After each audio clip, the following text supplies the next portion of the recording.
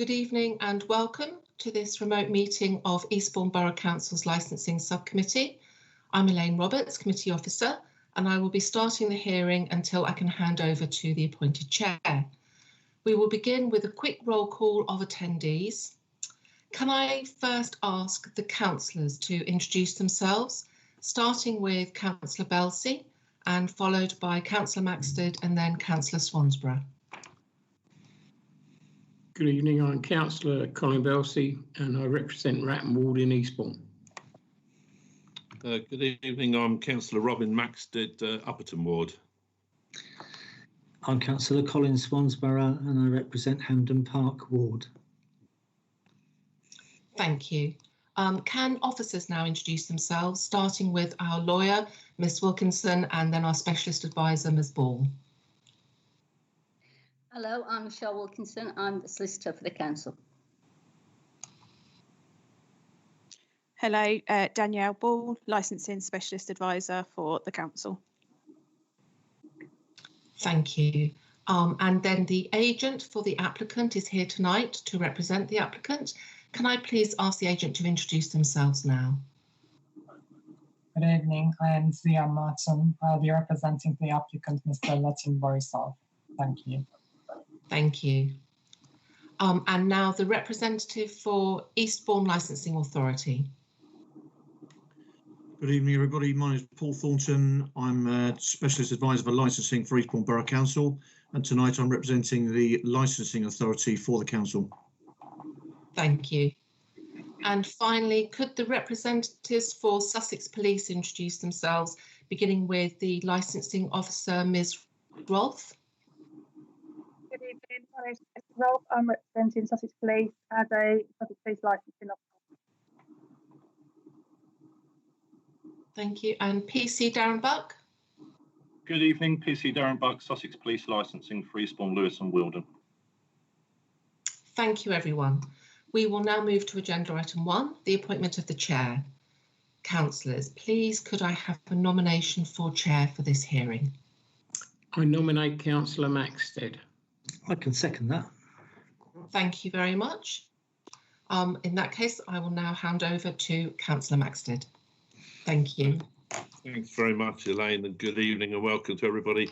I'm Councillor Robin Maxted and I'll be chairing the meeting this evening of the Licensing Subcommittee, where we will be determining the premises licence application for Chef H 27 to 32, it says here, Langley Road, but I think that might be 31 Langley Road, Eastbourne. My fellow councillors have already been introduced, as have the applicant's agent, those who have made a representation and the officers supporting the meeting. I will remind all those attending that this is a public meeting through Microsoft Teams and a live stream is being broadcast through the council's website. Please can I ask everyone to mute their microphones when they're not speaking and ensure mobile phones are turned off. If there are connectivity issues, we will adjourn the meeting while we attempt to resolve them. So please can all councillors, officers and participants clearly state their name each time they speak so that it is clear to members of the public listening who is speaking. Can you please also indicate when you've finished making a contribution so that I know I can move on. If any councillors, officers and participants wish to speak, please raise your virtual hand on Teams. To clarify, when discussion on the application is complete, the subcommittee will adjourn for deliberation and at that point, public participation will end. The applicant and anyone that has made a representation will be notified of the decision within 5 working days. The Legal and Democratic Services Officer will continue to support the meeting but will not be involved in the decision-making process. The Specialist Advisor from Licensing will be leaving. I will now move on to the rest of the agenda. Agenda item 2, any apologies for absence, declaration of substitute members. I don't believe there are. Agenda item 3, declarations of interest. Do any members have a personal interest in the main item on the agenda? Councillor Belsey? None, Chairman. And Councillor Swansborough? No, none at all. And I have no declarations of any interest. Agenda item 4, determination of a premises licence application, Chef H 27 to 31 Langley Road, Eastbourne. All those in attendance have been emailed a copy of the short procedure for this hearing. Can I confirm that this has been received by all those attending and ask if anybody has any questions about the procedure? Can I therefore ask the Specialist Advisor from Licensing to introduce herself and to present her report? Thank you. Thank you, Chair. Yeah, Danielle Ball, Licensing Specialist Advisor, and I will be presenting the report as you've mentioned. So the report is for an application for a new premises licence for Chef H at 27 to 31 Langley Road in Eastbourne. And the purpose of this report is to consider the representations which have been made against the new premises licence application under the Licensing Act 2003 and to make a decision on that application. Eastbourne Borough Council received an application for a new premises licence under the Licensing Act for Chef H at 27 to 31 Langley Road. This was made from Latin Borisov and his agent, Mr. Merton, who is in attendance to this meeting. The application is included with a plan of the premises, and that is included at Appendix 1 of this report. The premises holds a current premises licence under the Licensing Act 2003, but the current licence was suspended in October of 2019 due to non-payment of their annual fees. This licence will remain as a suspended licence until it is surrendered by the current premises licence holders. The application, as I've stated, was for the grant of a new premises licence, and they have applied for late night refreshment to be indoors and outdoors, Monday to Saturday, starting at 2300 hours and commencing at 0400 hours. Also, it's for the supply of alcohol off of the premises, and these have been made for Monday to Sunday, 11 AM to 11 PM. The opening hours would be Monday to Saturday, 11 AM until 4 AM, and Sunday, 11 until 11. When applying for a new premises licence under the Licensing Act of 2003, the applicant is required to describe any steps that they intend to make to promote the 4 licensing objectives. The operating schedule detailing these steps can be seen in the application form, which again is included at Appendix 1 of this report. The Licensing Act requires applicants to advertise both on the premises and in a local newspaper to inform the public of the application. The application details are also advertised on the Council's website, and several responsible authorities have also been consulted as part of this process. There was a consultation period for the period of 28 days, and that ran from the 21st of January 2021 to the 18th of February 2021 for representations to be made. The applicant has conformed with all of the requirements that are laid out in the Act. During the consultation process, Sussex Police have submitted a representation based around the premises being located within the cumulative impact zone and their concerns that the premises would not effectively promote the licensing objectives. A full copy of their representation is included at Appendix 2 of this report. Eastbourne Borough Council's licensing team have also submitted a representation based around the cumulative impact zone. A copy of this email is included at Appendix 3 of the report. There have also been 4 representations submitted by interested parties, and these are at Appendix 4 to Appendix 7 of the report. In their decision making, the Licensing Subcommittee must act to promote these 4 licensing objectives, and all carry equal weight as part of the process. The licensing objectives are the prevention of crime and disorder, public safety, the prevention of public nuisance, and the protection of children from harm. A representation is a relevant representation if it is about the likely effect of the grant of this licence on the promotion of any of those 4 licensing objectives.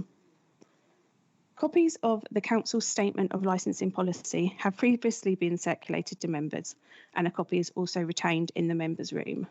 Whilst each application will be considered on its own merits, the Licensing Subcommittee will act to promote the 4 licensing objectives, and they will also have due regard to Eastbourne Borough Council's Statement of Licensing Policy, which was 2019 to 2024, and also the Section 182 guidance issued by the Home Office. Eastbourne Borough Council's Statement of Licensing Policy outline the matters that the Licensing Authority will consider when determining matters under the Licensing Act, and an overview below appears below. So again, those are listed into the 4 licensing objectives. The premises in question are located within the cumulative impact zone. It is recognised that the impact of the number, type and density of licensed premises in a given area may lead to problems of noise, nuisance, excuse me, crime and disorder outside or from other licensed premises, or from a distance from that licensed premises. Cumulative impact is defined as the potential impact upon the licensing objectives or a significant number of licensed premises concentrated in an area, and is a proper matter for consideration by the licensing authority. The licensing authority may receive representations from a responsible authority or an interested party that the cumulative effect of licenses is leading to an area becoming saturated. This creates exceptional problems of disorder and nuisance over and above the impact from individual premises, which undermines the promotion of one or more of the licensing objectives. Where valid representations are received, the cumulative impact policy creates a rebuttable presumption that the application will be refused. It is for the applicant to address the cumulative impact policy and produce evidence to demonstrate that the matter will not add to the cumulative impact caused by licensed premises and challenges already experienced in that area, excuse me, and will not undermine the promotion of the licensing objectives. The cumulative impact policy clearly states that the new licence applications and variations to existing licences in this zone should be refused unless members are satisfied that the applicant has provided evidence to show that the premises will not exacerbate existing issues in the locality or undermine the promotion of the licensing objectives. It is stressed that the presumption to refuse an application does not relieve the responsible authorities or anyone else making a representation of the need to provide supporting evidence in conjunction with the relevant representation. This must be submitted before the licensing authority may lawfully consider the effect of the cumulative impact zone. The cumulative impact policy can also be found within the Council Statement of Licensing Policy 2019 to 2024. As I've stated, a copy of all representations are included at Appendix 2 through to Appendix 7. However, a summary appears in the report for you. 4 representations have been received from interested parties, generally based around crime and disorder and public nuisance licensing objectives. It has been agreed that some of their personal details need not to be supplied to the applicant as the Council accepts their justified concerns. We've, as stated, received a representation around the premises based within the cumulative impact zone from Sussex Police and also from Eastbourne Borough Council licensing. There have been no further representations received from responsible authorities. On the basis of the representations, it is considered unlikely that this application would have been successfully mediated before the subcommittee. The options that are open to the licensing subcommittee, the licensing subcommittee shall take steps it considers appropriate for the promotion of the licensing objectives, and you may grant the licence in the same terms as it was applied for. You may grant the licence but modify the conditions as appropriate for the promotion of the licensing objectives. You may grant the licence but modify the hours of licensable activities as appropriate for the promotion of the licensing objectives, or you may choose to reject the application. The subcommittee are asked to note the procedure hearings to this meeting, which are contained in the Licensing Act 2003 hearing regulations. 2005 as amended. The subcommittee may also consider any other matters that may negatively impact upon the licensing objectives and exercise their powers to impose conditions or take the appropriate action as they deem fit in order to promote these licensing objectives. In determining what, if any, conditions should be attached to this licence, they should only be imposed where it is considered appropriate and proportionate on a case-by-case basis. The applicant, any person or any responsible authorities may also suggest conditions to address concerns as it means to promote the licensing objectives. The subcommittee may not impose any condition unless its discretion has been exercised following receipt of relevant representations or as satisfied that it is appropriate to promote one or more of the licensing objectives. You will see that our legal advisor has put some legal considerations in there.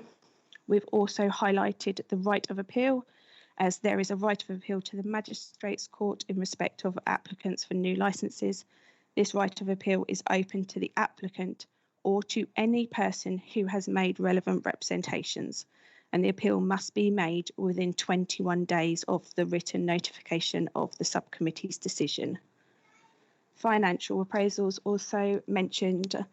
There was no risk deemed with this, and an equalities analysis is not constructive in this instance. So I'll just clarify the appendices for you again. Appendix 1A and 1B are the licensing application and a plan for the new premises licence. Appendix 2 is the Sussex Police report and representation. Appendix 3 is the local authority licensing report and representation. And Appendix 4 through to 7 are interested party representations. That's the end of my report, Chair, unless there are any questions. Thank you. Thank you very much, Danielle. Do members firstly have any questions for Ms. Ball? If so, could you raise your hands? I don't see any hands. So does the applicant's agent have any questions for Ms. Ball? No, thank you. No, I don't have any questions. Thank you very much, Mr. Merton.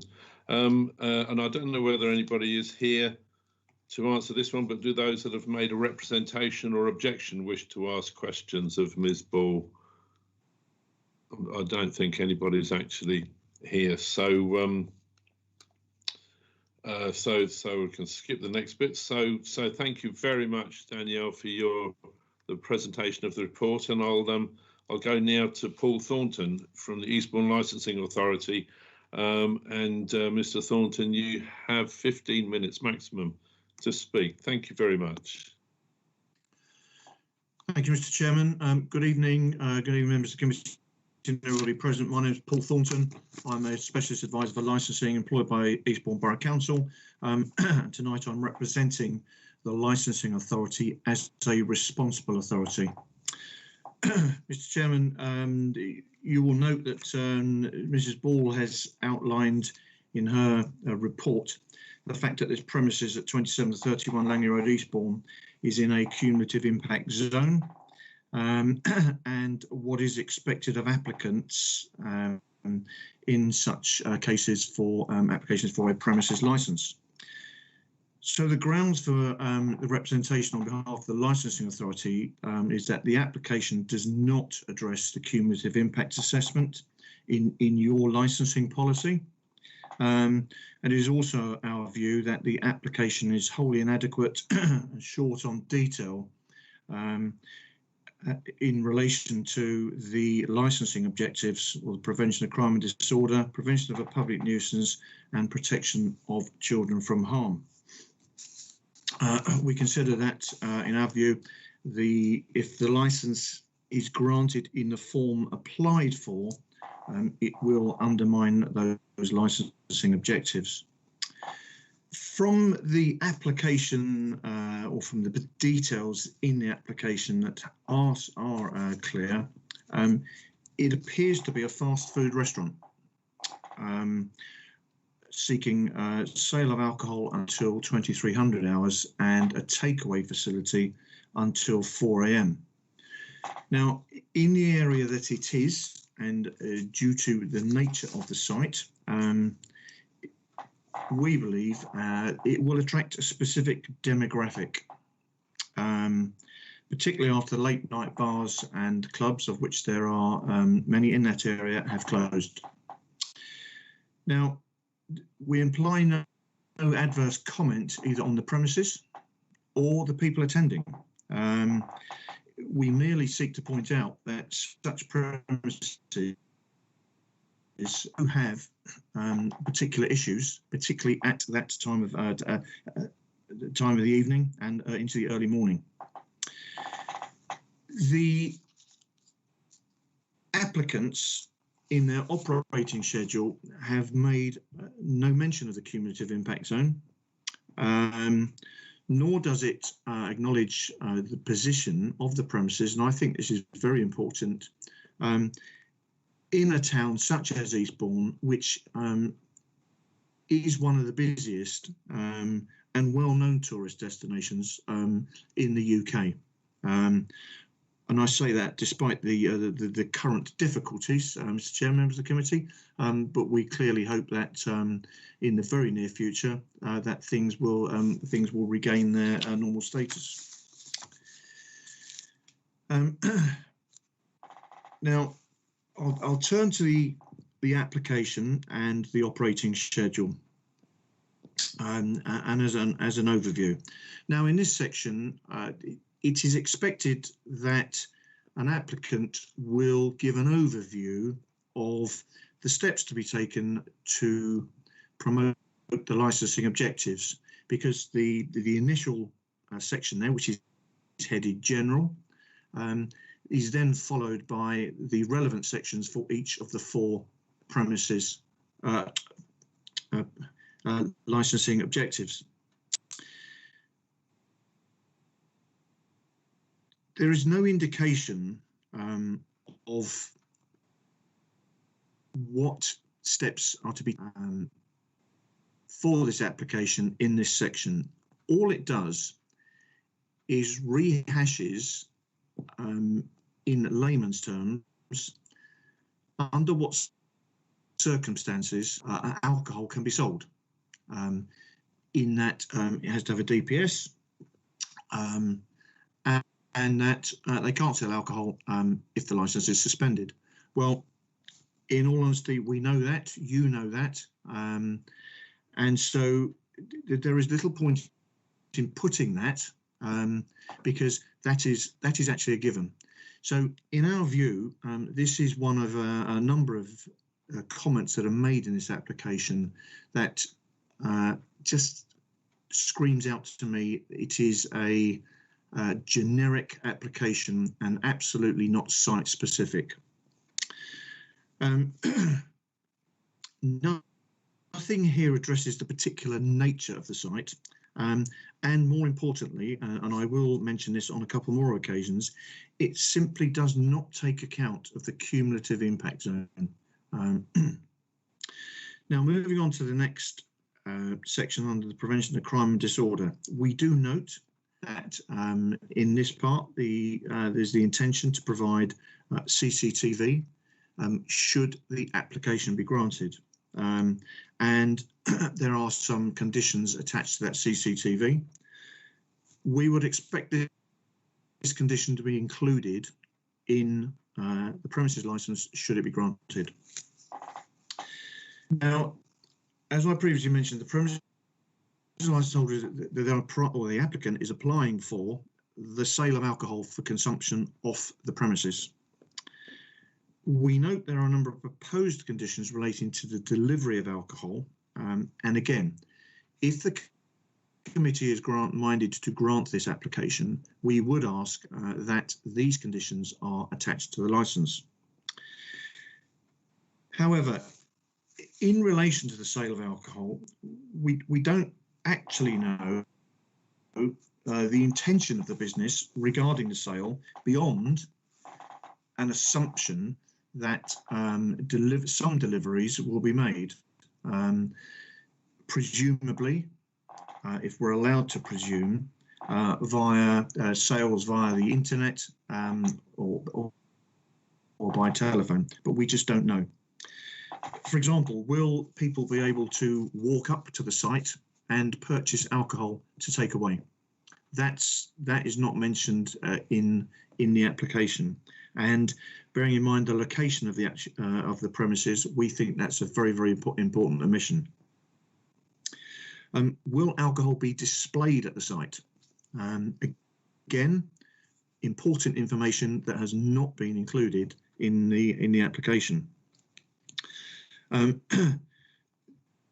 Will people be allowed to? Will there be a requirement for people to purchase food before they can purchase alcohol, or will it be in effect on off license as well as a fast food takeaway? So in short, the application is very quiet about a lot of details about the sale of alcohol, which we find concerning, particularly in bearing in mind the location of the premises. Now, I briefly touched on it earlier on. If the application is granted, this premises will be open until 4 a.m. serving food. And to repeat, it is in close proximity to other such establishments, and importantly, a number of late night venues licensed for music, dancing, and for the sale of alcohol. Experience tells us that food outlets in this location are very busy during these early hours, with people who've been drinking and generally having a good time in the late venues. We make no comment about that demographic other than to say that this has the potential and is well documented that some customers may act irrationally, particularly with alcohol in the mix, which could result in crime and disorder. So we note with interest in the application under the heading of crime and disorder the following statement from the applicants. SIA registered door staff can be employed to be on duty for the latter part of the evening and into the early hours. I find that comment in this particular area and for this particular premises quite astonishing, in that given the nature of the premises and given the nature of the area, it is considered to be an option for SIA staff. It's not even mentioned for a few evenings. It's just not considered to be a necessity for any evening. We do note the conditions for CCTV and delivery of alcohol. However, I think that the condition about SIA staff, together with the comments made by the applicants to Sussex Police in relation to the fact that they had partially read your licensing policy, but were not aware that they were in a cumulative impact zone. I think that these comments just show that the application is just little short of dismissive about this licensing objective. Moving on to the prevention of public nuisance. We do note the intention to restrict time deliveries and waste collections, although it has to be said that, as you will well know, councillors, that some waste collections are dictated by contractors, but there has been there's no further details have been provided about this, either with an attempt to engage the contractors. And so, again, the overall impression is that these are generic conditions which, quite frankly, we feel are just being cut and pasted onto this important application. We do note that the proposed conditions include an age verification policy for Challenge 25, and we would ask that should you be minded to grant this application, that this condition again is included with any premises licence. So overall, Mr. Chairman and members of the committee, the licensing authority has grave concerns that an application such as this has been made with no reference to or mention of cumulative impact zone. Indeed, we don't find that surprising, given my earlier comments that the agents weren't even aware of the fact that a cumulative impact zone existed here and that their premises was in the middle of. I would repeat my assertion that the application is couched in very generic terms and is not site specific. Comments made by the agent about to Sussex Police regarding the nature of conditions, which and I'm sure Ms. Rolfe will confirm this. Send us your conditions and we will agree to them.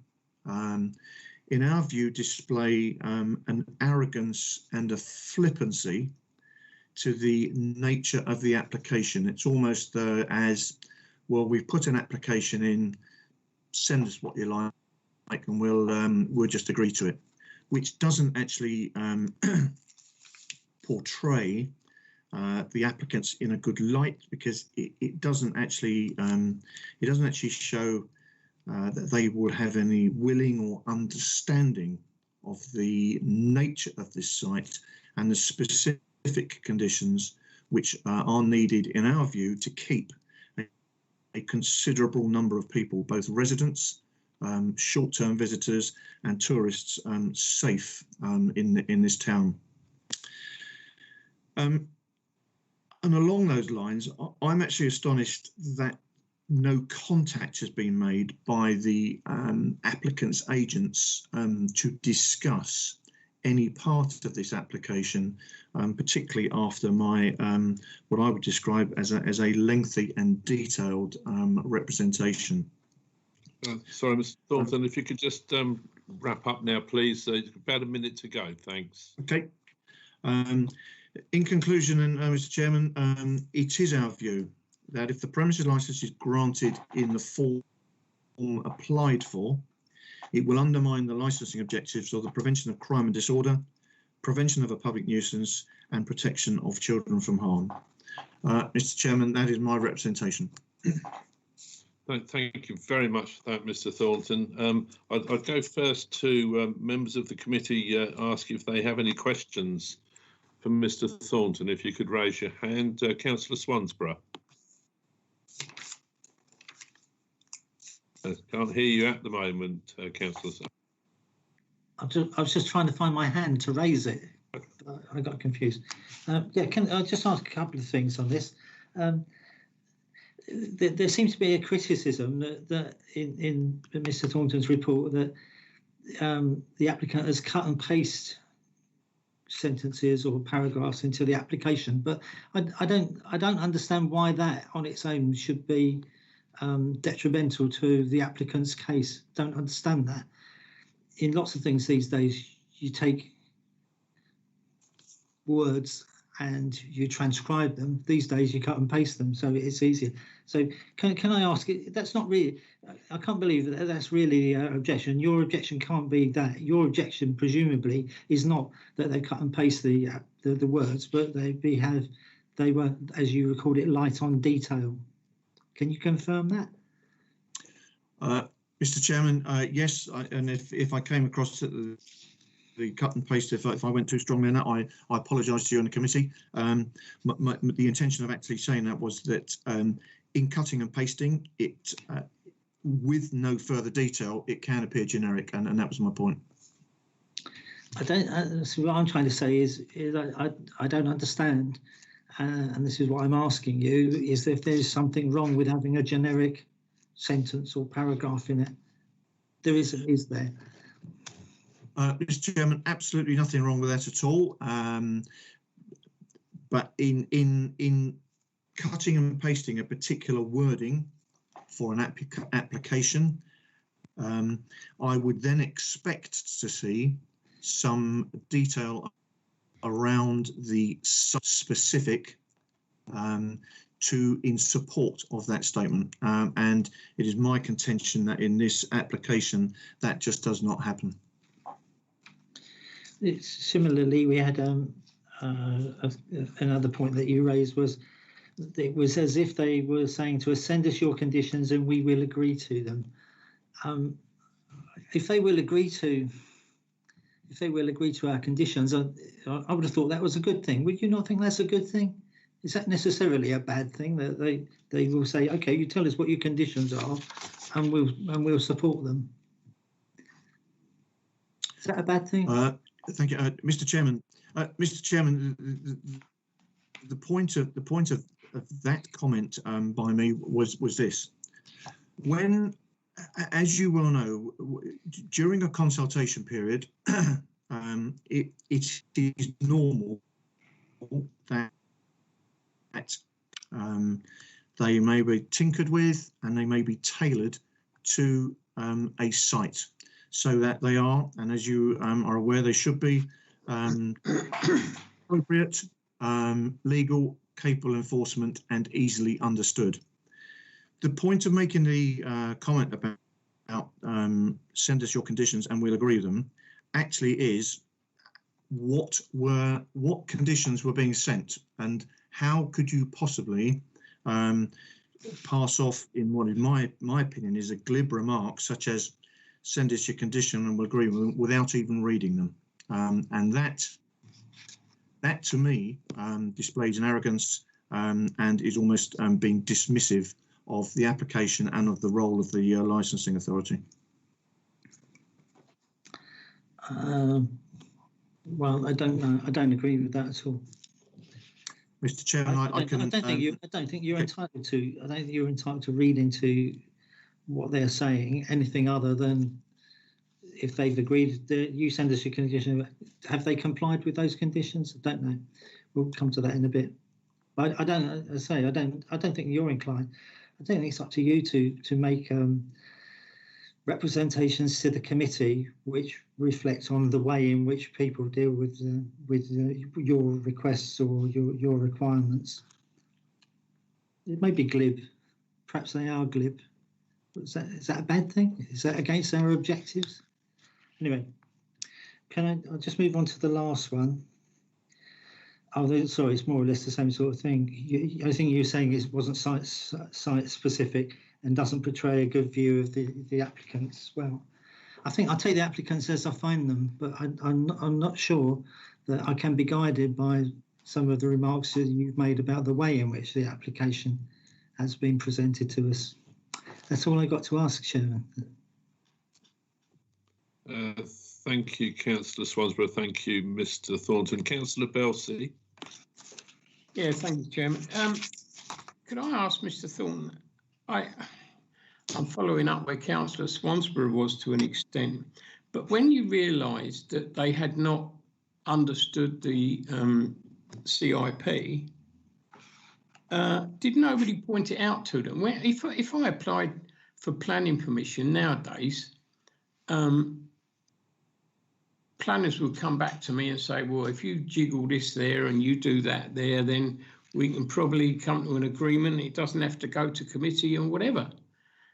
We seem to hold a very strong line on our licence. I appreciate why. I've been on licensing for many years and I've sat on many panels.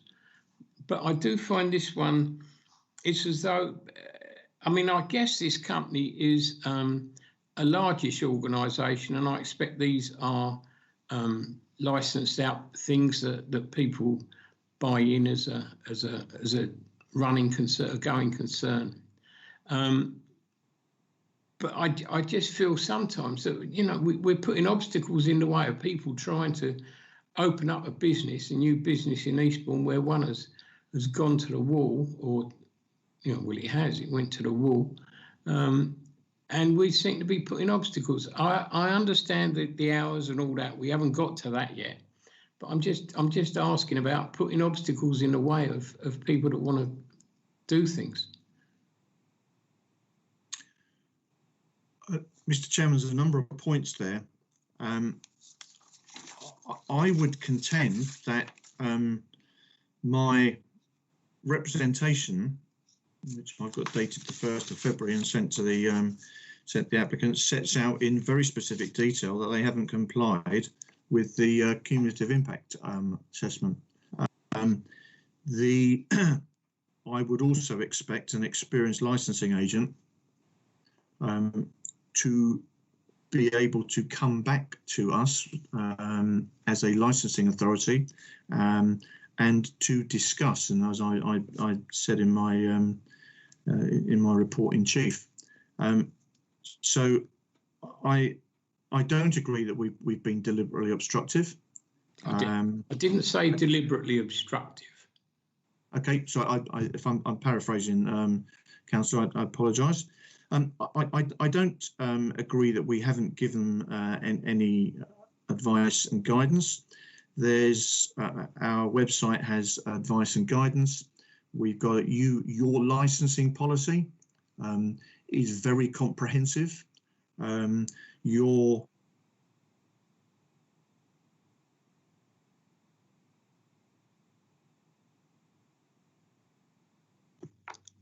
Seem to have lost Mr. Thornton there. I don't know whether you can still hear us, but we can't hear you, and your picture is frozen. Can I just, in the meantime, can I just if it's okay with you, Councillor Belsey, just go over to Ms. Ball, who has a hand up. Thank you. Yeah, sure. Thank you, Chair. Yeah, Danielle Ball, licensing specialist. I just wanted to confirm that we send all representations to the applicant or to the applicant's agent, and we ask for some engagement with them over the concerns that have been raised. In this instance, we had no responses from the applicant or his agent in forming any form of, we would usually go down a mediation route. We had no engagement with the applicant or his agent to set up mediation meetings or to discuss some of the issues that had been raised with the representations that have been received. Just wanted to clarify those points for you. Thank you. It answers my question completely. Thank you. Thank you very much, Ms. Ball, and thank you, Councillor Belsey. Obviously, I mean, we're hoping that Mr. Thornton will be able to rejoin us, which would give Mr. Merton, the applicant's representative, an opportunity to ask questions of him. If it's okay with the rest of you, if we hang on for just a minute and see if Mr. Thornton's able to rejoin us. Thank you. Not exactly a minute silence, I mean, but it probably will be silent while we wait. Yeah, thanks.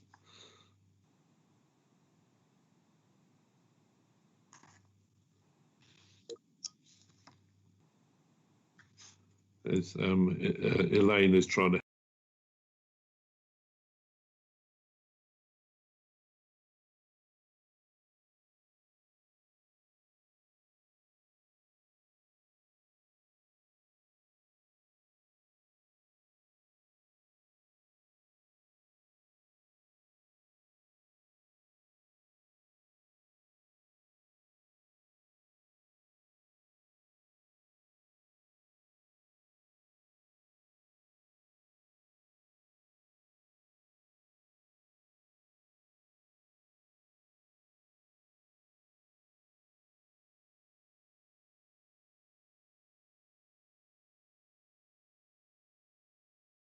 Oh, Sorry. No, don't apologise. It happens. Right. Mr. Chairman, I was in the full flow there. I'll attempt to pick up.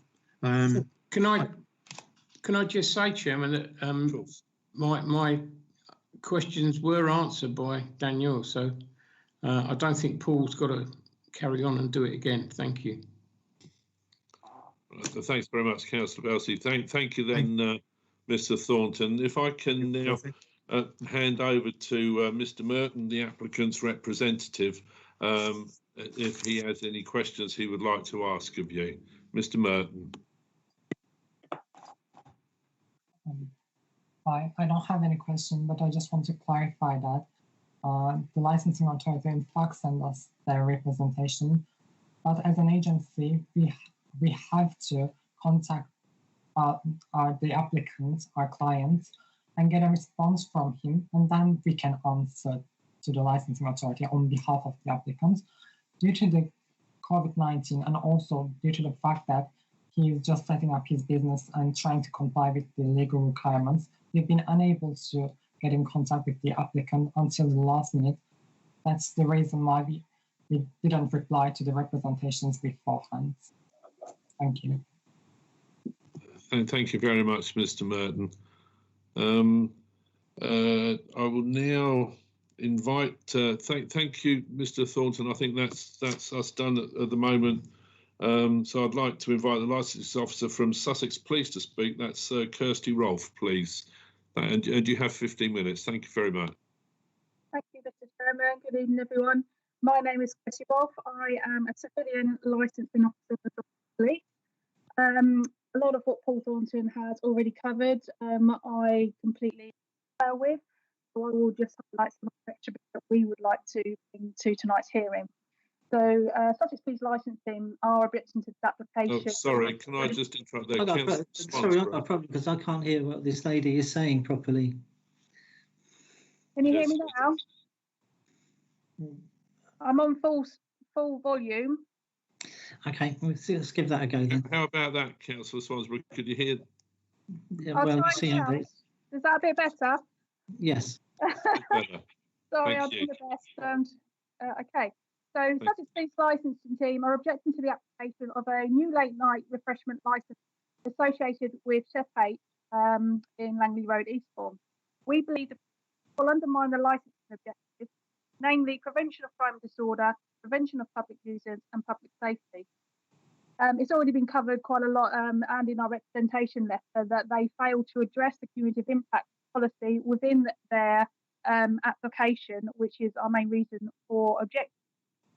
The vicinity of this location is very popular within Eastbourne nighttime economy, which is consequently a hotspot for public place violent crime. When the community impact assessment for the licensing policy was fully considered and reviewed through public consultation in March 2019, Sussex Police played their part in that consultation and provided crime data in support of the community impact policy. I recently obtained figures for the public place violence, some of which was provided in the public consultation, and I would just like to highlight some of those figures as I think they're quite interesting to hear, and I think they should be heard. There have been a total of 189 violent public place crimes in the BN21 area between 18th of February 2019 and the 18th of February 2021, between the hours of 2200 hours and 0400 hours in the morning. The key points of that were highlighted. The key days for the offences that took place are Saturdays and Sundays. The key times for the offences were 0300 hours. The main hotspots for offences are Terminus Road, specifically near to McDonald's Restaurant and the London and County Public House, Langley Road, specifically near to Cameo Nightclub, which is a few yards across the road from this premises, and Pevensey Road, specifically near to Embassy Nightclub and the Blue Calf Bar. Those figures alone are our big concern. Our biggest concern is the operational hours applied for until 4 o'clock in the morning will really impact and could really have a negative impact on the crime and disorder. And those figures alone speak for themselves. I move on to the application, which again, Paul Thornton has covered quite a bit. But my opinion was that it was a weak application with very limited steps to address the 4 licensing objectives. They failed to address the important fact that the premises sits within the community of impact zone. Did they even know that Eastbourne has a community impact zone? That was my first question. And my answer was rightly to assume no. The application lacked detail about their business. They described themselves as a licensed restaurant with a takeaway and delivery, yet they've only applied to have alcohol as off sales only. So what's the licensed restaurant? Is off sales only is what they've applied for. Was that a mistake? If not, it's just not clear to me. I noted that Paul Thornton actually thought it was a takeaway fast food type restaurant. So there's a matter of opinion. The application hasn't addressed exactly what their business is. The premises is surrounded by residential properties. Have they considered this? They have not addressed how their business will not have a negative impact on the residents within the application. Do they know there is Eastbourne's business nightclub within yards of the premises? My thought is potentially they do, which is why they have applied to stay open until over 100 hours to maximise the business potential of customers. Why not? It's their business. I understand that. But we have to look at it on the impact that it's going to have on crime and disorder. The dispersal of the nightclub is already a difficult task for the SIA who are employed, the staff there, the Sussex Police who are out there in the nighttime economy trying to disperse people who are not just leaving the nightclub, but also other venues in a close proximity to this premises. By allowing this premises to have a late night licence until 0400 is severely going to impact on crime and disorder. It's going to impact on the local premises that close at a similar time. It's going to encourage people who are leaving that particular nightclub, the bars locally, to potentially go and gather outside of this premises to buy a takeaway to consume as they're walking. And that is going to have a negative impact on not only crime disorder, but also the residents. When I read the application, I felt I could make a safe assumption that the applicant and their agent had failed to read the Eastbourne's Statement of Licensing Policy 2019 to 2024.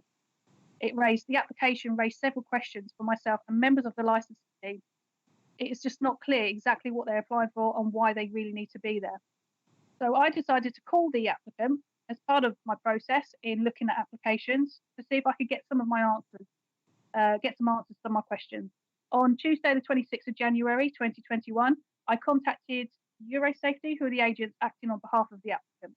I asked the agent if he was aware of the area the premise was located in, and I was told that they had visited once, nothing more, and I cannot be sure if that was due to COVID or they haven't had the opportunity to move there. I was advised the actual applicant does have a business locally to that area, so I would like to, assume that they do know the area quite well. I then asked if they had read the Eastbourne Borough Council's Statement of Licensing Policy and was told that they had partially read it. I asked if they knew that about the Community Impact Policy. They advised me they didn't. Had they read the Statement of Licensing properly, they would have understood the area a bit more, the crime and disorder concerns that we as Sussex Police would have, and residents, and anybody who is actually going out the nighttime economy. They would have then addressed it understood the need to address it within their application. The application fell very short of what is required to show us how they won't have a negative impact on crime and disorder. Thus my concerns about the premises, including their operating times going to over 100. I advised them that we do have a list of conditions that we could talk to them about and maybe offer them. And they said, well, if you send us conditions, we'll look at them and maybe accept them. What I advised them was, on this occasion, you have not offered enough to actually show me and that you can demonstrate to me that you understand the area in which the premise is going to be in. Demonstrate to me how your business being open until that time of the morning will not have a negative impact. It is down for them to do that in their application. It is not down for us to give it to them, but for us to mediate those conditions with them. But they have to give something to mediate with first. And I don't believe that they have done that on this occasion. We submitted our representation against this application after this conversation because they did not get in contact with us further. They did not offer us any further steps to show us that they understand the community of impact zone. When we submitted it, we had the 28-day consultation period. And again, to this date, they have not contacted us. As much as I've just heard from the agent for the applicant and said due to COVID and the fact that he is setting up a new business, I do not feel that's a reasonable excuse. This is his business. This is what he's applying for a license for. When his business is up and running, is he going to be monitoring it properly? Is he going to have a sufficient amount of trained staff in that premises to run it properly? Is he going to be contactable when he needs to be to stop things getting out of hand? That comment the agent made just now didn't give me confidence that would happen. So Sussex Police do not have confidence in the applicant, which is why we've objected to this application. I think I've covered everything there, so thank you. Thank you very much, Ms. Rolfe. I'd first of all like to go to other members of the committee and ask if they have any questions for Ms. Rolfe.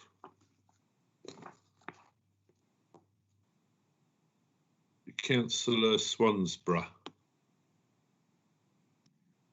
I'm having trouble with my hand. Sorry about that. Did you go back to the figures? At the beginning, you said there were 189 violent crimes. I didn't quite hear what you said was the location for that. Was that BN21 to BN23? Is that what you said? So it's BN21. Sorry, I'm just going to bring that up so I can get it right for you. Bear me 1 second. I'll give you false information. Okay, so the BN21-3 area. So the main hotspot was Terminus Road, Langley Road.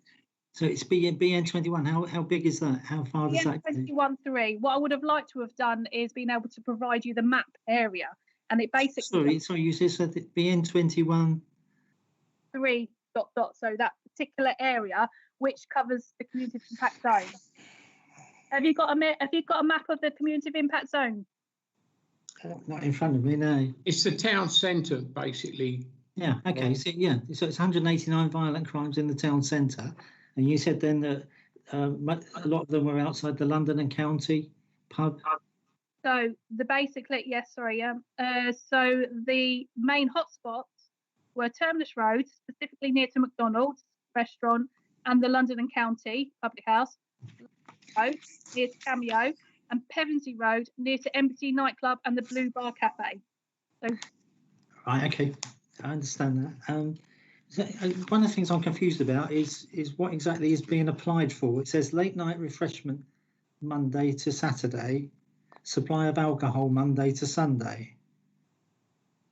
11 till 11. Is that the same thing? Well, we know the licensable activities that they're applying for. What is their business? Are they a restaurant? I asked the question of the applicant, of the agent when I called them, and I said, "Are you a restaurant?" And my idea of a restaurant is you go in, you are seated, you are waited on. Alcohol is auxiliary to food, and we would maybe ask. He said, "Yes, we would accept that." Only they've not applied for on sale. So, do they understand the application? That's what I'm trying to get to the bottom of. Is what have they applied for, and what is it that there are objections to what they've applied for? But I'm not sure that they're the same objections for the same things. Well, what is their business? Could I just could I just ask Michelle Wilkinson? Or ask her what she has to say. Thank you, Chair. I think that, Councillor Swansbury, that would be a more appropriate question for the applicant. The police have already said that they are confused by the application, so if we could delay that question until we get to the applicant's representative. So there's a possibility that the police aren't actually replying to the application that's been made. There's a possibility. Let's see what the applicant has to say. Thank you very much. Thank you. Okay, that's all I've got. Thanks. Thank you, Councillor Swansborough. Councillor Belsey. Yeah, I've got a couple of. Kirsty used the word mediation, I think, somewhere in all that. But there doesn't seem to have been a lot of mediation to me. I mean, I struggle. I do mediation a lot.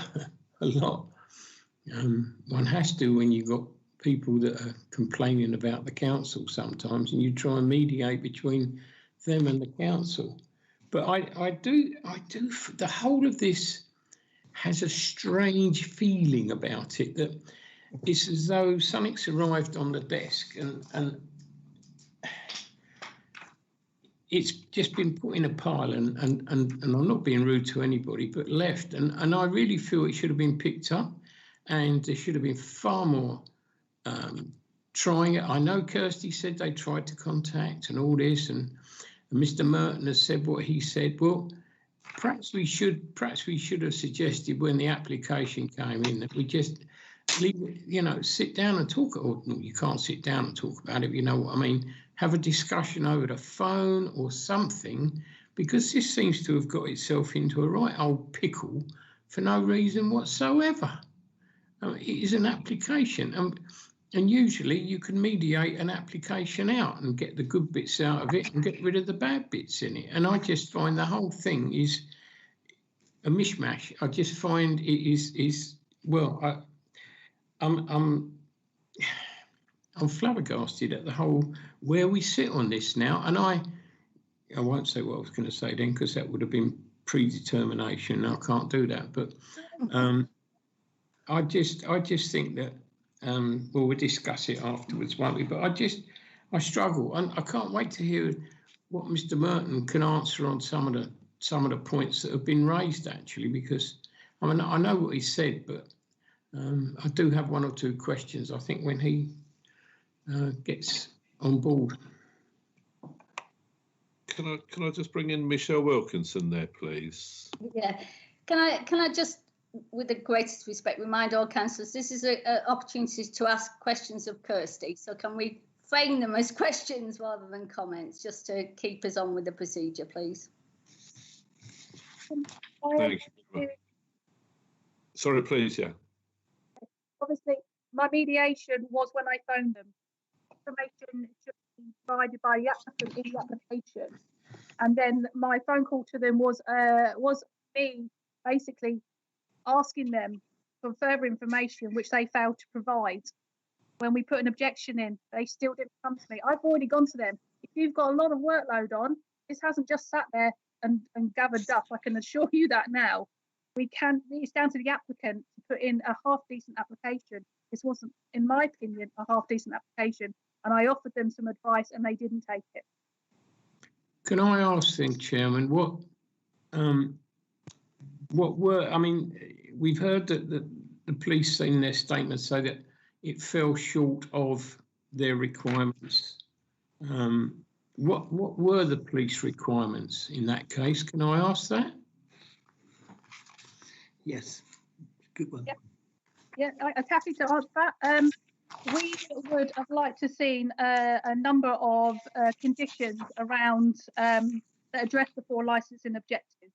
And had they offered us a bit more information, I would have gone to them and said, right, this is what you've offered. This is what we would like to see. And let's see how we can then tailor that to your business that we are then satisfied with, that they are enforceable, they are appropriate and proportionate to your business. And unfortunately, they just didn't feel it. They just didn't take that step. They didn't take that offer. So there would have been things like training for staff and delivery staff. There would have been delivery conditions, some of which they've already offered. CCTV they offered.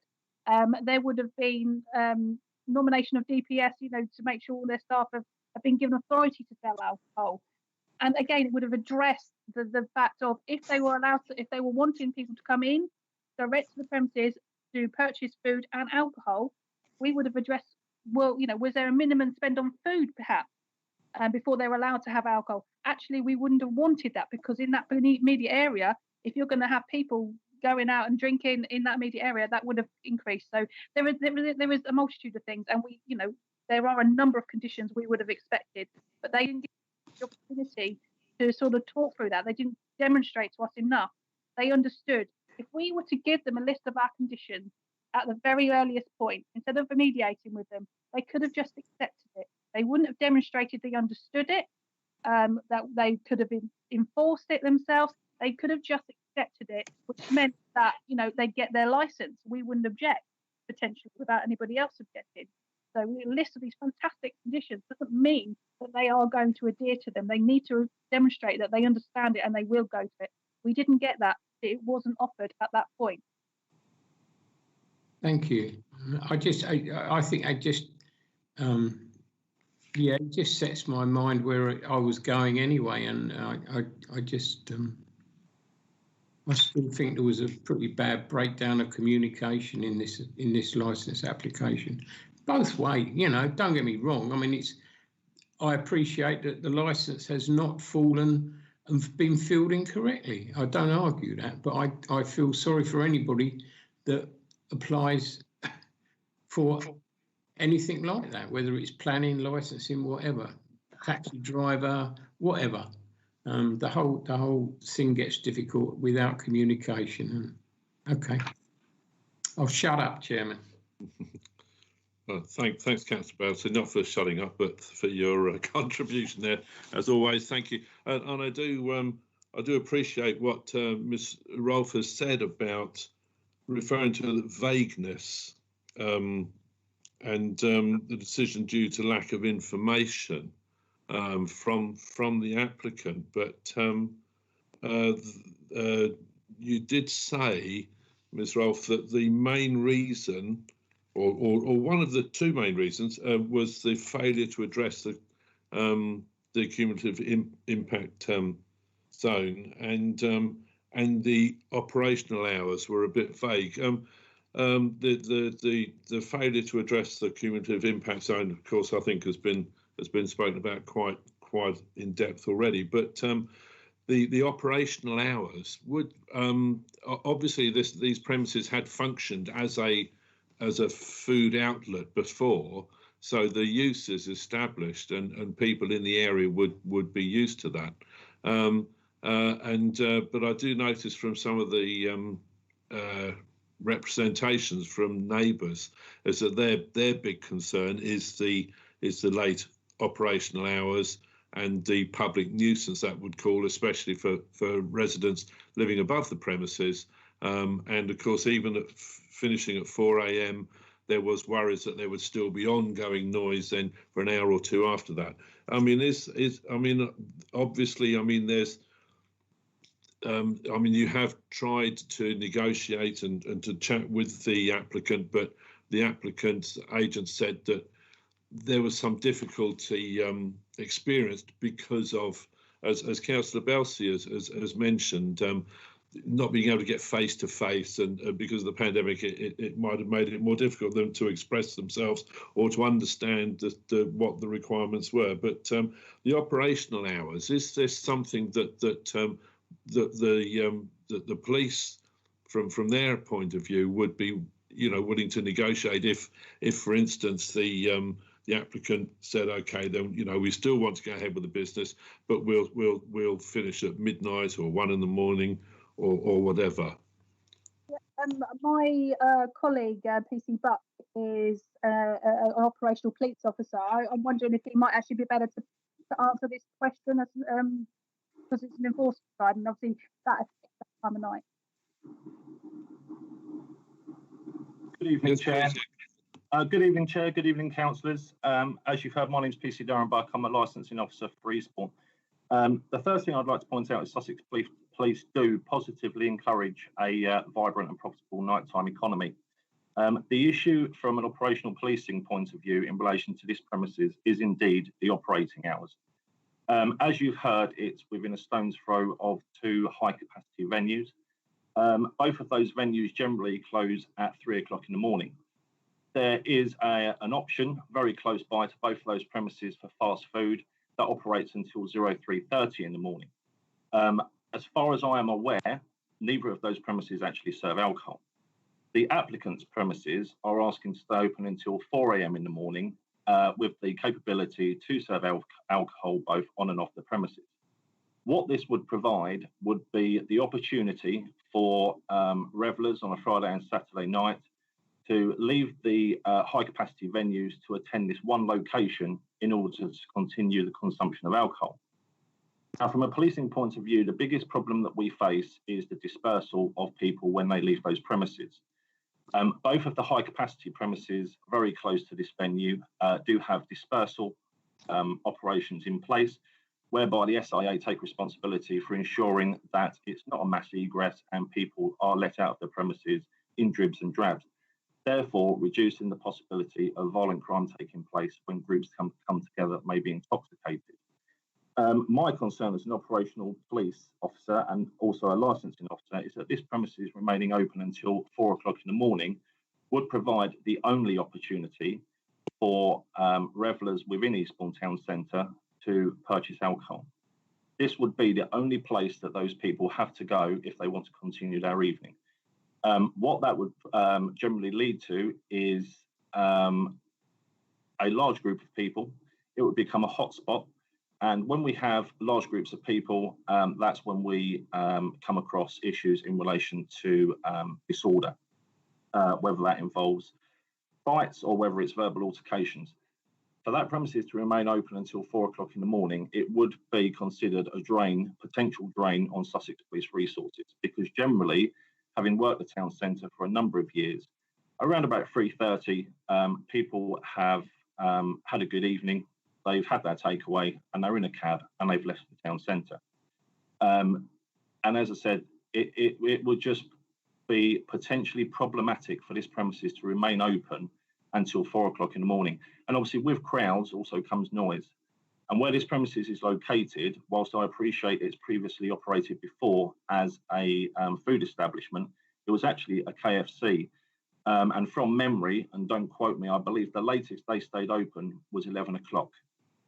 So what we're giving is an opportunity not only for people that leave the nightclubs to purchase food, but we're now giving them the opportunity to purchase alcohol.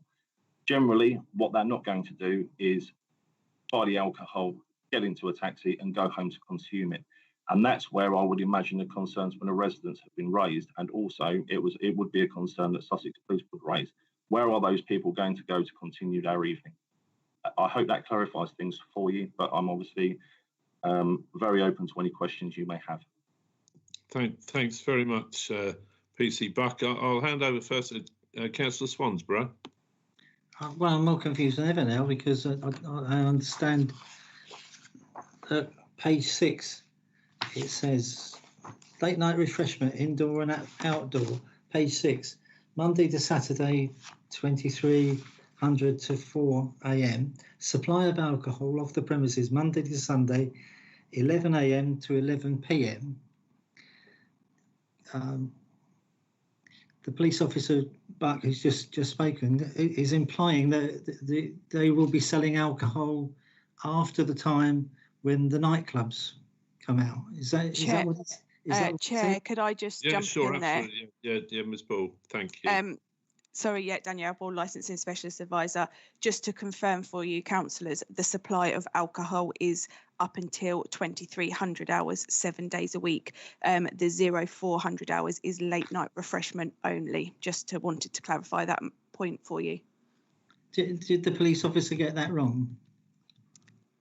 I think potentially there was a, yeah. Yes, councillor, I did, for which I apologise. Okay, that's all right. I just want to understand. I won't go into all of the ins and outs of it, but I'm glad it's not me out there trying to keep order after all the nightclubs come out. Yeah, that's all I wanted really, was I'm still confused about who's applied for what and who's objected to what on what basis. Yeah, I don't know. The applicant's agent will be on in a bit. I wonder if it will be revealed then. I do hope so. Thank you. Thanks, Councillor Swansborough. Councillor Belsey. Well, I thought Darren was quite clear in what he was saying, but I understand. Actually, it is now clear as a bell that there is no alcohol after 11 o'clock at night, full stop. So that comes out the ring, and I think it's been, again, it's communication, and it's I think all of us got involved in this, and we thought we'd read it right in the first place, and then we think we haven't read it right when people are saying things. But I think I just want to hear Mr. Merton now and then make a decision. That's it. Yeah, good idea. Thanks, Councillor Belsey. I mean, to Ms. Rolfe, obviously, I mean, it wasn't correct that alcohol would be served until 4 AM, but of course you were aware that it was until 2300, so it doesn't change your views. No. As far as the police licensing is concerned. Now, I would just like to ask Mr. Merton if he has anything that he would like to raise with you. Mr. Merton. I will address these issues in my presentation, so I don't need to ask any questions right now. All right, thank you very much. In that case, what I would like to do, Mr. Merton has up to 30 minutes to address the meeting. I'd suggest we have a 5-minute break, if that's okay, and then we'll all be refreshed and it'll all be clear in our minds what's going on. And so we look forward to that. So say 5 minutes, so say back at 20 past. Thank you very much.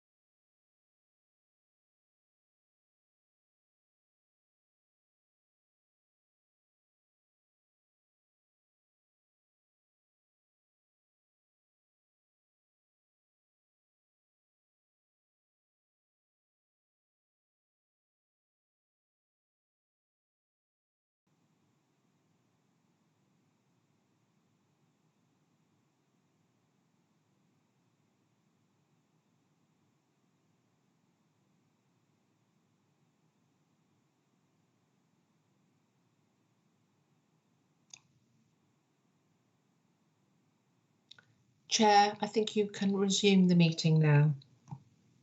Thanks very much, Elaine. Welcome back, everybody. I'd like to now invite Mr. Merton as the applicant's representative to address the subcommittee. Thank you, Mr. Merton, for your patience listening to everything and so far. And you have a maximum of 30 minutes to address the committee. So over to you. Thank you. I am Zia Martin speaking on behalf of the applicant, Mr. Latin Borisov. We understand the concerns expressed and we would like to answer the questions and alleviate the concerns. First of all, we want to say that we know that we pushed the limits with the hours we applied for. Therefore, we want to reduce the hours to the following. More specifically, the opening hours and the late night refreshment hours. So the hours we're proposing are from Monday to Thursday, from 11 until midnight. On Fridays and Saturdays, from 11 until 3 o'clock in the morning, early morning. And on Sundays, from 11 until 11 o'clock in the evening. The hours for our sales will remain the same. On Fridays and Saturdays, 2 SAA licensed store supervisors will be on duty from 11 o'clock in the evening until the closing time. Before moving any further, I want to address the incident that took place on the 26th January 2021. Sussex Police Licensing contacted us and wanted to discuss the application. We have been relocating to a new office and consequently our phone lines are horrible. We're literally not able to hold a conversation. Ms. Elaine Roberts can also confirm that our phone lines are actually rubbish at this moment.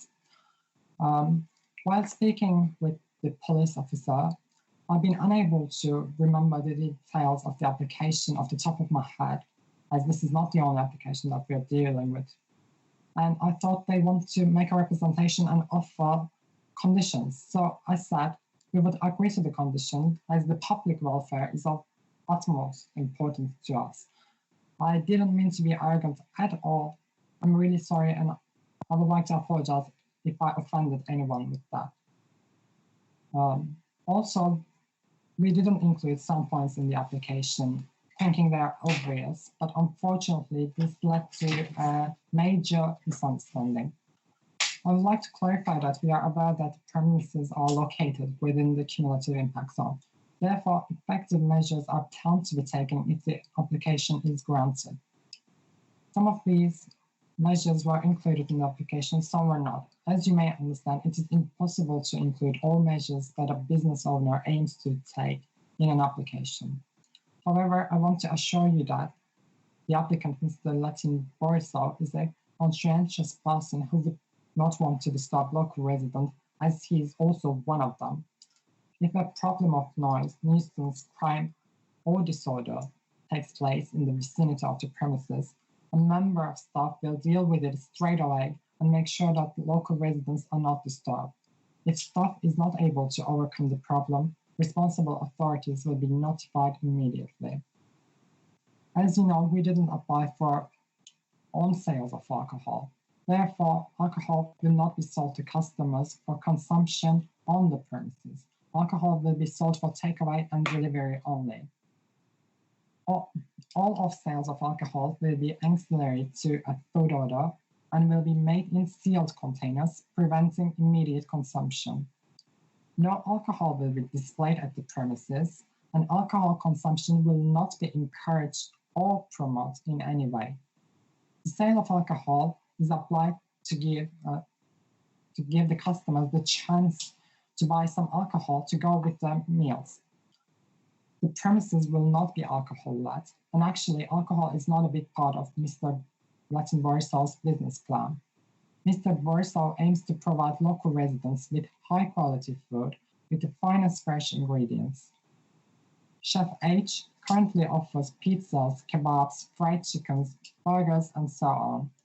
As to the alcoholic beverages, if this application is granted, there will be only beers and wines. Most importantly, we are preparing a menu for people who want to consume healthy, low-fat meals, such as salads, grills, and etc.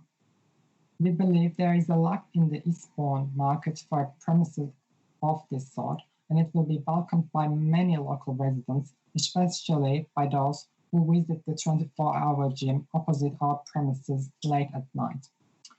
In order not to disturb the local residents, there will be background music only inside the premises, and it will stop at 10 o'clock in the evening.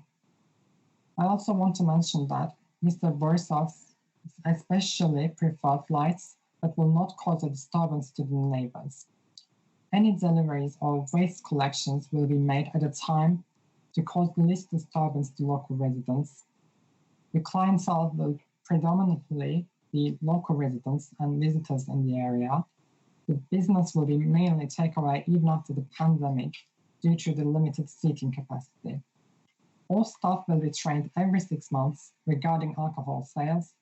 Furthermore, staff will be trained to be alert at all times to any potential danger to customers and react accordingly. Due to the fact that the premises are located within the cumulative impact zone, all staff will receive full training on conflict management. Customers will be reminded by way of a notice at the entrance/exit door to leave the premises quietly for consideration of any neighboring residential properties. There also will be a Challenge 25 policy in operation, as stated before, to ensure that alcohol will not be sold to underage customers or intoxicated people. The hours that we are now proposing are in line with the business of this sort. There are several other premises in the vicinity that are open until later hours. There will be a CCTV system covering the entrances, internal and external areas of the premises, which will deter any possible problems and disturbances. The footage will be stored and provided upon request. A well-run CCTV protected shop will not only enhance the area, it will also discourage people from lingering and drinking on the street. The CCTV will be in operation constantly, therefore discouraging antisocial behavior. Alcohol will not be sold if CCTV is inoperative for any reason. An incident book, a refusal register, and an in-house accident book will be kept and maintained at the premises.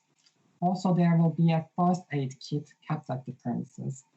There is a public bin in front of the premises, therefore we do not think there will be a problem with late night litter that may be caused by late night customers. The immediate vicinity outside the entrance to the premises will be kept clean by the management at all times.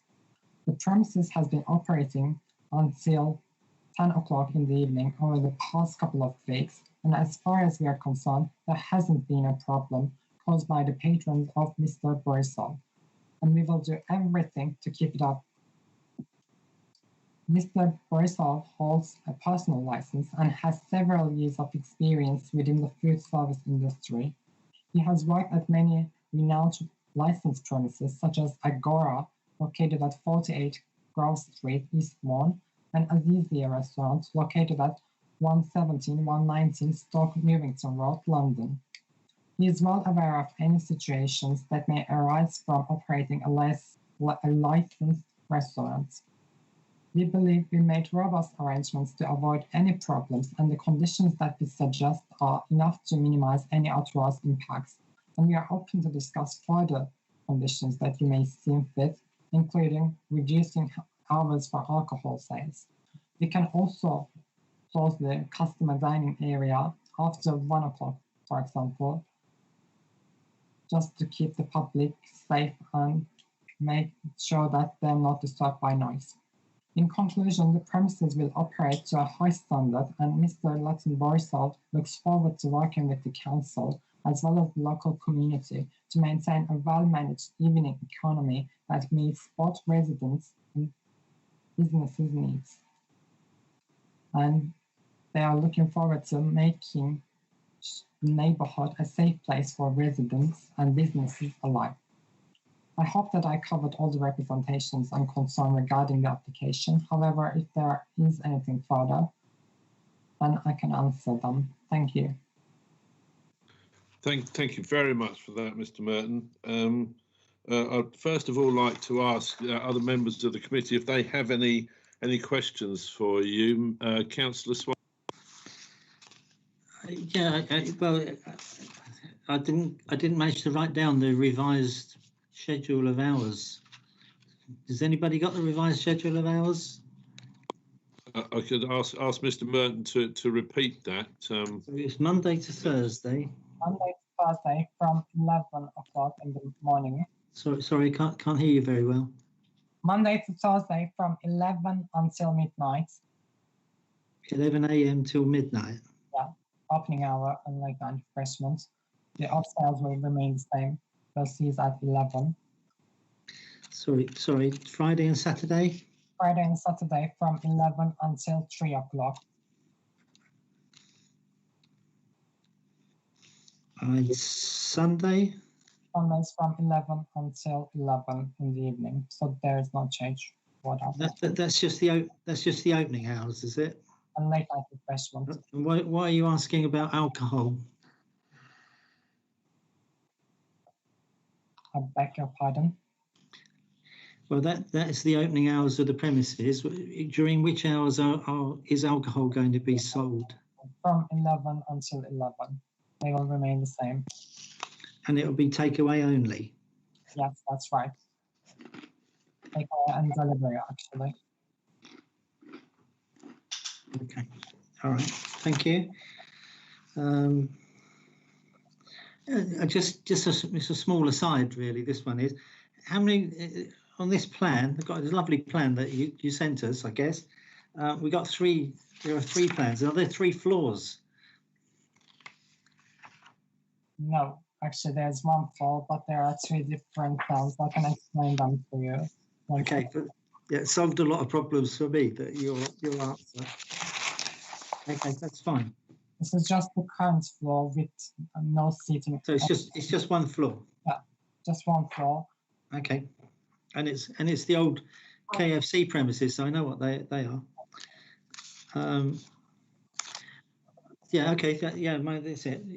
When you applied, when you made your application, or when I don't know about you or your client made the application, did you know about the cumulative impact zone? Did you know about it? Yes, we knew about it. So you knew it was there. Okay, it's only. I think I'm wondering if you might agree with this. Sometimes you said in your remarks it's not possible to write everything down, but actually it is possible to write everything down. And if you want, I think if you want to have your point of view put across, it is better to write everything down, because we are charged with the duty of carrying out the licensing objectives, and we are looking to you to provide a narrative, not a quick narrative, but a long narrative, detailed narrative of exactly how you are going to prevent crime and disorder, promote public safety, prevent public nuisance, and protecting children from harm. We expect you to write that down. If you don't write it down, then when you will not agree that we're not entitled to assume anything. And I think that is probably what one of our licensing officers was saying earlier. But I wonder if you would agree with that. So do you come across cumulative impact zones elsewhere in your work? Yes, of course. I agree that there has been a misunderstanding due to lack of communication. And really apologize. We're really sorry about that. But I mean, it wasn't. It didn't happen because we didn't try to communicate. Because of life, some things happen and we just couldn't control. I know this is not a concern for you, but I assure you that this does not reflect the business plans of Mr. Lettenborso. Okay, thank you very much. Thank you, Councillor Swansborough. Councillor Belsey. Thank you, Chairman. Couple of points. On the plan, I can't work out where the entrance is. I can see 2 exits on it. I don't know. The entrance is over here. Oh, right. Okay. Yeah, because that's the main road, and the other two exits are on Susan's Road. Is your client actually, does he live here now, or is he moving to Eastbourne to run this restaurant? He's been a resident of Eastbourne for like 2 years, I guess. Right. Okay. Thank you. I don't think I've got any other questions, Chairman. I think it's down to discussion. Thank you very much, Councillor Belsey. I've just got a couple of things to ask you, Mr. Merton. Your client, am I right in thinking he has other premises, or he has run other premises? And you mentioned something like alcohol doesn't play a part in these other premises, they're purely residential. Is that something that he may consider for these premises, to drop the alcohol and just continue as fast food? Yes, that is a possibility. As I said, alcohol is not like a major part of his business plan. He just wants to provide the public with high quality food. And the general public wants to drink alcoholic drinks with their meals. That's why he applied for it. So it doesn't mean that alcohol will be the main business of Mr. Merton Borsall. Sure. Yeah, I was just wondering whether that was a possibility, because that seems to be quite a big stumbling block with the police, certainly, is the sale of alcohol, even up to 11 p.m. You did mention something about closing the dining area earlier than 3 a.m. So presumably you could even consider just having what you call it, takeaways, rather than people sitting in. Is that's something else that you could consider? Yes, that's something that we could consider in the future. As you see, this sitting area is quite small, so we cannot accommodate a lot of people, probably a maximum of 15 people. So running as a takeaway is a possibility as well. So that would reduce noise and other disturbance for people living in the area if it was just a takeaway similar to Domino's down the road. You mentioned CCTV. I mean, my experience, not personal, what it might be, but CCTV in the town in the evening, when you have a lot of people who've been out having a good time, maybe inebriated, it doesn't seem to act as much of a deterrent, because people lose their inhibitions and lose I mean, the fact that you do mention having some doorman, possibly, but of course that's very vague, and the reliance on CCTV for maintaining law and order and peace and protecting the residents' peaceful amenity doesn't sound to be quite adequate enough.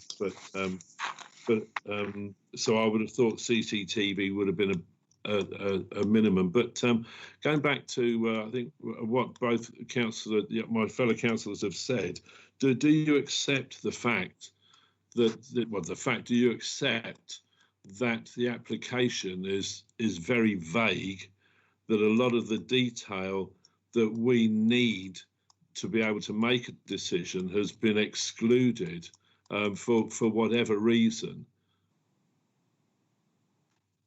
Yes, that's right. The application could have been explained in a better way. We could have explained ourselves better. I do agree with that. But I mean, there's nothing that I can do right now. I tried to explain the business to the best of my abilities to you. I think I just want to add that there will be a CIA licensed store supervisor for sure on Fridays and Saturdays. This is not a possibility. It's a certain. There will be store supervisors on Fridays and Saturdays from 11 o'clock in the evening until the closing time.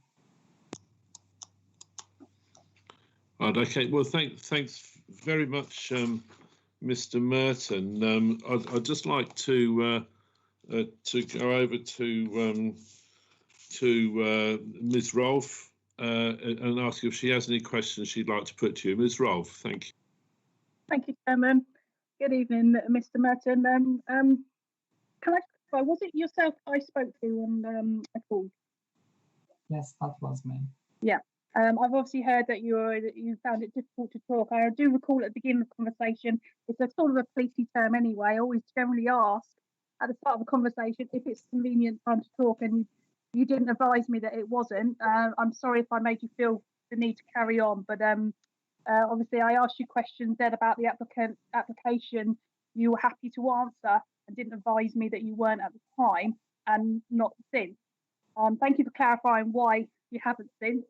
But you can understand that the communication broke down there, not through want of me trying. If we go back, so you've offered these hours of reduction.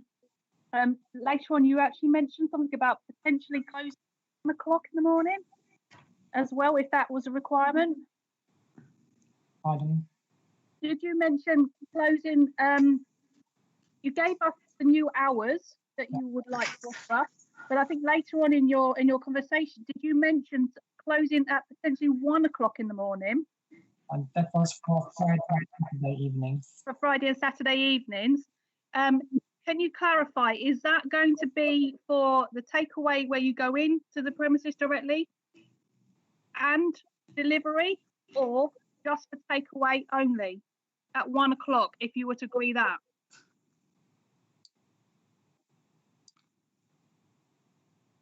I'm really sorry, but I'm having trouble understanding you.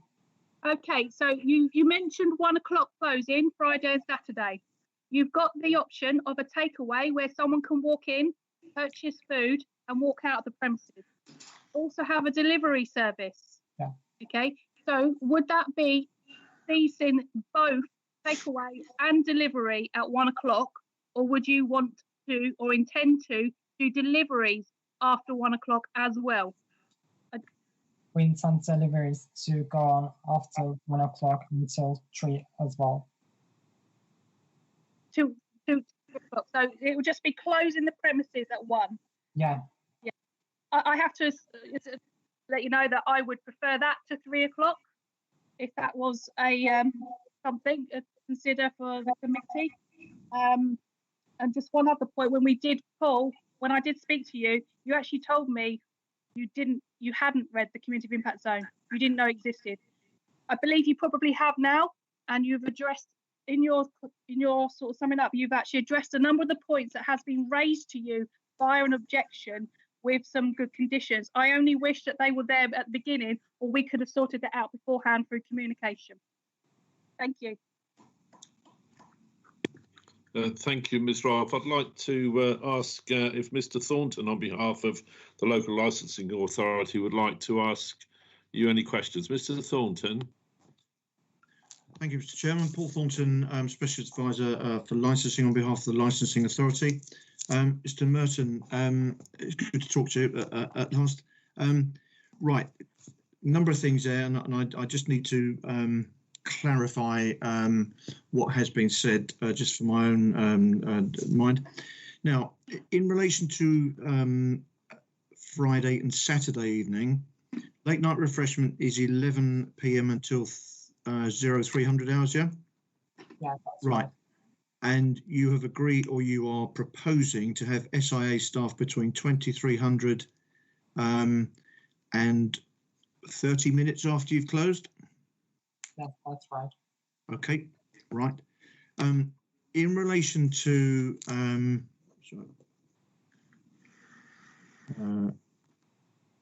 sorry, I'm just writing some notes here. Apologies, Mr. Chairman. In relation to the sale of alcohol, are you suggesting, or are you proposing that alcohol will only be sold with food for takeaway? Yeah. Yeah, and that's for people who are physically attending the site, not just for delivery. takeaway and delivery. Takeaway and delivery. Okay. Right. Okay. That being the case, what would your views be? And I'm just testing the water here. What would your views be about alcohol being not displayed at the site? I've already stated that alcohol will not be displayed at the premises. Not be displayed. Okay, I apologise. I probably missed that, and as I was scribbling furiously earlier on. Apologies, Mr. Chairman. Bear with me. I'm getting through my list. Right. In relation to, and I just heard what you've said to Ms. Rolfe about the seating, being seated with food until 1 a.m. on Friday and Saturday. Would you be prepared to limit the numbers sitting in the premises? And if the committee were to grant the licence, what would your view be on having a condition that stated only people who are seated can consume food on the premises, i.e. to prevent overcrowding? We can agree to the condition that only seated customers will be served food. As to the number of customers, Mr. Lattenberg is not planning to accommodate many seated customers. The business will be predominantly takeaway, so we can put a limit. I mean, they cannot accommodate max more than 15 people at best. Okay, right. Okay, and if that look, in all, in fairness, if that number, I would probably don't know which way to couch this really.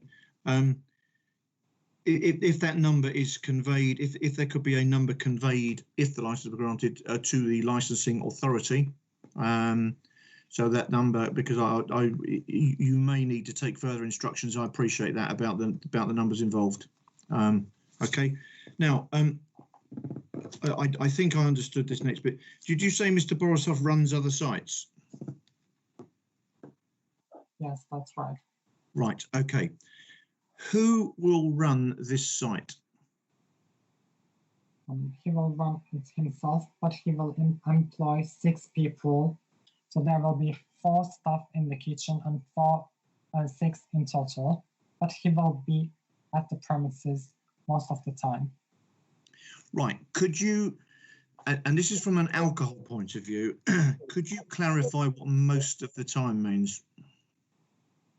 As he is the DPS of this premises, he will be at the premises unless he has other things to do. But mainly, he will be at the premises. Okay, what other sites is he the DPS for?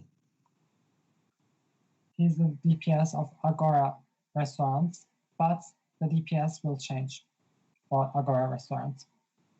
So he will only be the DPS of this new premises. Right, okay, so he's the DPS for Agora in Eastbourne, but he's planning to change, he's planning to put a new DPS in there. Yes, that's right. Okay, if that being the case, what would your view be if a condition was requested regarding having a personal alcohol licence holder on site during the hours that you are open for the sale of alcohol? That's absolutely right. We will totally agree to that, because without a personal license holder, they cannot sell alcohol. Each sale must be approved by a personal license holder, unless Mr. Lattenberg is present at the premises. They will not be able to sell alcohol. So there will be a licensed employee at the premises. Okay, right. I understand what you're saying. I mean, they can. The law doesn't actually demand that the personal license holder needs to be on site all the time. As you know, the DPS can authorise other people, but I think the issue here is, and particularly where it's so busy, is that, and particularly where Mr. Borisov has other properties and other premises, Certainly from the licensing authority's point of view, and probably the police, I think I may well be able to speak for them, we would want to be assured that somebody with licensing knowledge is on site at all times to supervise the sale of alcohol. As I say, I'm not. It's not criticism, Mr. Borisov. If he's an entrepreneurial businessman and he's got lots of premises, the issue is that as a DPS, it's difficult to spread yourself because they are responsible for supervising the staff. And so the whole point of this is to ensure that there is somebody with licensing knowledge on site. So can I just clarify that you would be prepared to accept a condition that a personal license holder must be on site at all times when alcohol is sold? Yes, actually, I couldn't explain myself clearly. There are staff members with a personal license at Agora that Latin Borisov leaves the responsibility to once he is outside, and there will be staff members with a personal license if this application is granted at Chef H. So we totally agree with what you're saying. Okay, Mr. Chairman, that last statement is very good news, and if that does take place here, then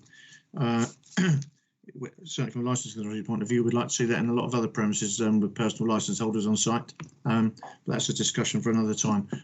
Mr. Chairman, thank you for your indulgence, and I think that's all I need to ask from Mr. Merton.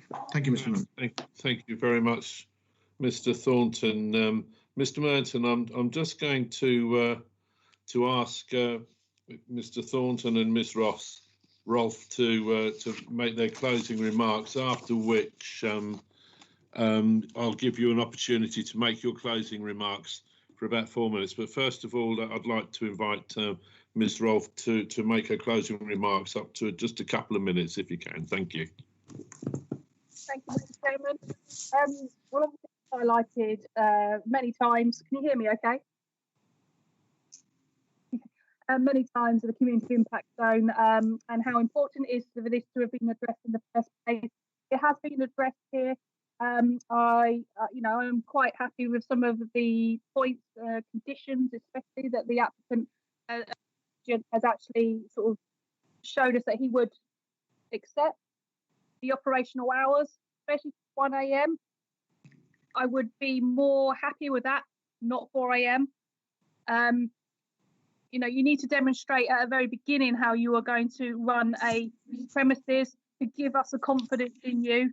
Communication is key here. I appreciate it's extremely difficult times at the moment, but at the same time, you put an application in, you have a 28-day consulting period, and you would have known that at the time. It is what it is now. I appreciate the steps that you are now offering, and I don't think I have anything further to add at this time. Thank you. Thank you, Ms. Rolfe. And Mr. Thornton, a couple of minutes for you just to sum up. Thank you very much, Mr. Chairman. First of all, I'd like to say that it's regrettable we couldn't have had this conversation during the preceding probably 5 or 6 weeks, Mr. Chairman. However, we are where we are, and I'm grateful for Mr. Merton's input this evening, and certainly around some of the hours. Mr. Chairman, hopefully, but with my questions that I've just asked, you have gained sufficient information in relation to potential conditions should you and your committee be minded to grant this licence. There are the reasons for my last remarks about the personal licence holder. Did I say premises licence holder when I was talking about it? I do hope I didn't. I hope I meant personal licence holder. And certainly with SIA staff and limiting the numbers on site and limiting the display of alcohol and certainly the service of alcohol from the site with food. I think would certainly go a long way to alleviate the licensing authorities' concerns, which were expressed in our representation. Thank you, Mr. Chairman. Thank you very much, Mr. Thornton. And Mr. Merton, I'd like, if you'd like to sum up, you can have up to 4 minutes. So over to you. Thank you. Thank you. First of all, I once again want to apologise for the misunderstanding caused by lack of communication. It could have been more cooperative, I know. I apologise for that. But it does not reflect the quality of business Mr. Borisov is intending to operate. As I said, we believe we made robust arrangements. We are willing to cooperate with the council and local residents to make this neighbourhood a safe place. Just because if you grant this application does not mean that we will not comply with the rules and regulations. We will do whatever we can to keep up the good work ethic that we had been displaying over the past weeks. I believe I've alleviated the concerns. So I would like to thank you for your consideration. Thank you. Thank you very much, Mr. Merton. So the subcommittee will now adjourn to make a decision, and the meeting itself will draw to a close. As previously explained, the decision will be sent to the parties within 5 working days of the date of this hearing. So I'd like to thank everyone very, very much for your attendance, very much for your patience. It's been quite a long meeting, so I do appreciate your time and your contributions. So thank you once again. Thank you.